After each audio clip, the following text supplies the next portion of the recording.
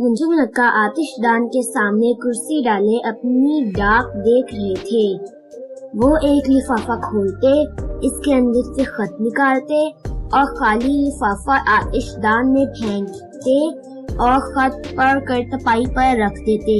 پھر وہ تپائی پر سے دوسرا لفافہ اٹھاتے، اسے کھولتے، خط نکال کر خالی لفافہ آتش دان میں پھینک دیتے اور خط پڑھنے لگتے۔ یہ سردیوں کا موسم تھا۔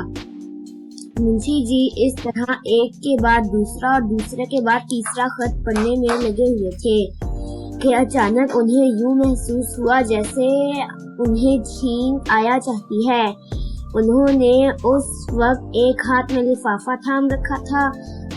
جلدی سے انہوں نے دوسرے ہاتھ سے اپنی جیب سے اجالا اور سفید ریشمی رومال نکالا اور چھینک کا انتظار کرنے لگے۔ پھر جب چھینک آئی تو چھینک کی آواز کے ساتھ ہی انہوں نے لفافے میں تو چھینک لی اور رومال کو بے دھیانی میں لفافہ سمجھتے ہوئے آتش دان میں پھینک دیا۔ دوسرے ہی لمحے انہیں اپنی غلطی کا احساس ہوا تو انہوں نے رومال کو بچانے کی کوشش کی۔ اس کوشش میں رومال تو کیا بچتا، ایک بڑا سا دہتا ہوا کوئلہ فرش پر بچھی ہوئی دری پر آ گرا اور اس میں ایک سوراخ ہو گیا۔ منشی منکا کی بیگم کو کپڑا جلنے کی بو آئی تو وہ باورچی خانے سے بھاگم بھاگ وہاں آئیں۔ انہوں نے جلدی سے پانی ڈال کر آگ کو بجھایا اور جب انہیں ساری بات معلوم ہوئی تو وہ منشی جی پر برس پڑی۔ اب آپ کو لفافے اور رومال کی بھی پہچان نہیں رہی، معلوم نہیں کیا ہو جاتا ہے آپ کو، نہ جانے آگے چل کر آپ نے اور کیسی حماقتیں کریں گے۔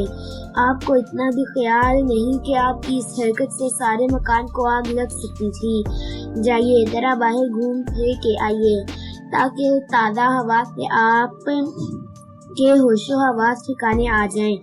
منشی منکا کو اپنے رومال کے جل جانے کا سچ مچ بڑا افسوس تھا، مگر بیگم اس وقت ان کی کوئی بات سننے کے لیے تیار نہ تھی۔ ناچار اٹھے، ٹوپی سر پر رکھی اور زبردستی کی سیر کے لیے نکل کھڑے ہوئے۔ وہ مکان سے نکل کر چند قدم ہی آگے گئے تھے کہ سامنے سے محلے کی ایک عورت زینب آتی دکھائی دی۔ اس نے قریب آ کر ایک نظر منشی منکا کے چہرے پر ڈالی اور کہنے لگی، کیا بات ہے منشی جی، کچھ پریشان نظر آ رہے ہیں، خیریت تو ہے نا؟ ارے خیریت کہاں زینب بی بی، منشی جی بولے، آج صبح غلطی سے میں نے اپنا رومال آتش دان میں پھینک دیا اور جب میں نے اس آتش دان سے نکالنے کی کوشش کی تو ایک بڑا سا انگارہ دری پر آ گرا۔ ارے رے رے، زینب بی بی بولی، اس پر آپ پریشان نہیں ہو تو اور کیا ہو۔ زینب کچھ دور ہی گئی ہوگی کہ اسے ایک عورت آمنہ نظر آئی۔ وہ دوڑ کر اس کے پاس پہنچی اور بولی، ارے بہن، کچھ سنا تم نے؟ آج صبح صبح منشی منکا نے غلطی سے اپنا رومال آگ میں ڈال دیا اور جب اسے نکالنے لگے تو آگ کے انگارے دری پر آ گرے اور اسے آگ لگ گئی۔ میرے اللہ، آمنہ نے سہم کر کہا، آگ کہیں دوسرے کمروں میں تو نہیں پہنچ گئی؟ ضرور پہنچی ہوگی، زینب نے کہا، مجھے یقین ہے کہ آگ کے شعلے چھت تک پہنچے ہوں گے۔ آمنہ کے بدن میں سنسنی سی دوڑ گئی۔ اب وہ یہ خبر کسی اور کو سنانے کے لیے بے تاب ہو رہی تھی۔ کچھ دور جا کر ایک اور عورت سغرا اپنے مکان کے دروازے میں کھڑی دکھائی دی۔ وہ لپک کر اس کے پاس پہنچی اور کہنے لگی، ارے سغرا بہن، کیا کچھ سنا تم نے؟ صبح منشی منکا کے گھر میں آگ لگ گئی۔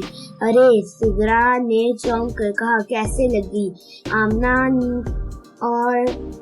اور آمنہ خاتون اس کی تفصیل بیان کرنے لگی۔ اپنے منشی منکا کو تم تو جانتی ہی ہو، ایک ہی بھلکڑ ہے۔ صبح غلطی سے اپنا رومال آتش دان میں گرا بیٹھے، وہاں سے یہ آگ سارے کمروں میں پھیل گئی اور اس کے شعلے چھت کی خبر لانے لگے۔ ہائے ہائے، سغرا نے افسوس سے کہا، میرا خیال ہے کہ ان کا مکان جل کر راکھ ہو گیا ہوگا۔ آمنہ بولی، پتہ نہیں کسی نے آگ بجھانے والوں کو خبر بھی نہ دی، اور میرا تو خیال ہے کہ محلے والوں کو منشی منکا اور ان کی بیگم کے لیے چارپائی بستر کا بھی انتظام کرنا پڑے گا۔ ان بیچاروں کے لیے اب تو کہیں سولے اور سر چھپانے کو بھی جگہ نہیں ہوگی۔ ہاں، سوگرا نے کہا، میں یہ بات ابھی دوسروں کو بتاتی ہوں۔ یہ کہتے وہ بھی ایک طرف کو چل کھڑی ہوئی۔ اتنی بڑی خبر سننے کے بعد اسے اپنے تک ہی رکھ لینا اس کے لیے ممکن نہ تھا۔ جب تک وہ یہ خبر کسی اور کو سنا نہ دیتی تب تک اسے چین نہ آ سکتا۔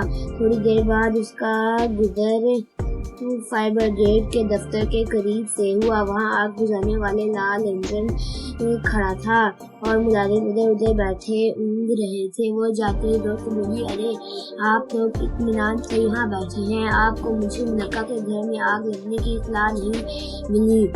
اگر آپ جلد وہاں نہ پہنچے تو سب کچھ جل کر راکھ ہو جائے گا۔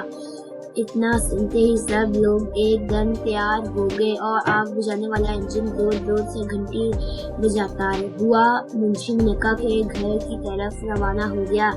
انجن کی گھنٹی کی ٹن سے سب لوگ اس کی طرف متوجہ ہو گئے اور بہت سے لوگ یہ دیکھنے کے لیے پیچھے ہو لیے کہ یہ انجن جا کہاں رہا ہے۔ آگ بجھانے والا انجن منشی منکا کے گھر کے سامنے جا رکا اور اس کا عملہ انجن پر سے پائپ اتار کر ادھر ادھر دیکھنے لگا کہ آگ لگی کہاں ہے۔ منشی منکا کی بیگم نے باہر شور سن کر کھڑکی سے جھانکا تو ایک آگ بجھانے والا انجن دکھائی دیا۔ انجن کا عملہ انجن پر سے پائپ اتار رہا تھا۔ ارد گرد لوگوں کا ایک ہجوم تھا۔ وہ حیران ہو کر سوچنے لگی کہ یہ سب کیا ہے۔ پھر انہوں نے دروازہ کھول کر باہر نگاہ کی۔ دروازہ کھلتے ہی آگ بجھانے والے انجن کے عملے نے پکار کر کہا، محترمہ، آگ کہاں لگی ہے؟ آگ؟ کیسی آگ؟ منشی منکا کی بیگم نے حیران ہو کر کہا، وہی آگ جس سے بجھانے کے لیے ہمیں بلایا گیا ہے۔ کس نے بلایا ہے آپ لوگوں کو؟ منشی منکا کی بیگم بولی، یہاں اگر کہیں آگ ہے تو وہ صرف میرے چولہے میں ہے اور اسے تو میں بجھانا نہیں چاہتی۔ آپ لوگ تشریف لے جائیں۔ شکریہ۔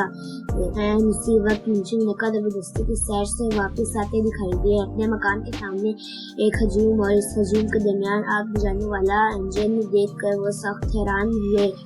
انہیں دیکھ کر سوگرا ایک قدم آگے بڑھی اور کہنے لگی، منشی جی، آپ نے یہ نہیں کہا تھا کہ میرے گھر میں آگ لگی ہے؟ نہیں تو، منشی جی نے ناراض ہو کر کہا تھا، آپ نے کہا تھا۔ لوگوں کے ہجوم میں سے ایک ساتھ کئی آوازیں آئیں۔ منشی جی چلا کر بولے، میں نے تو دانت بیوی سے صرف اتنا کہا تھا کہ میں نے غلطی سے اپنا رومال آتش دان میں پھینک دیا تھا۔ یہ کہتے ہوئے وہ اندر داخل ہوئے اور دھڑام سے دروازہ بند کر لیا۔ آگ بجھانے والے عملے نے پائپ لپیٹ کر دوبارہ انجن پر رکھا۔ انجن کا رخ موڑا اور واپس چلا گیا۔ ادھر جیسے ہی منشی منکا اندر داخل ہوئے، بیگم پنجے جھاڑ کر ان کے پیچھے پڑ گئی۔ میں نے آپ کو باہر اس لیے بھیجا تھا کہ ذرا گھوم پھر کے آپ کے ہوش و حواس ٹھکانے آ جائیں، لیکن مجھے یہ معلوم نہ تھا کہ آپ آگ بجھانے والا انجن اور آدھے شہر کو یہاں جمع کر لیں گے۔ بس اب آرام سے گھر ہی میں بیٹھے رہیے۔ میں نہیں چاہتی کہ آپ ایسی ہی کوئی اور حماقت کر بیٹھے۔ فکر نہ کرو بیگم، منشی جی نے جواب دیا، اب ایسی کوئی حماقت نہیں ہوگی، مجھے عقل آ گئی ہے۔ اور اگلے ہی لمحے انہوں نے اس عقل کا ثبوت یوں دیا کہ اپنی ٹوپی اتار کر ردی کی ٹوکری میں ڈال دی اور بغل میں دبایا ہوا اخبار ہاتھ میں لے کر اسے کھونٹی پر ٹانگنے کی کوشش کرنے لگے۔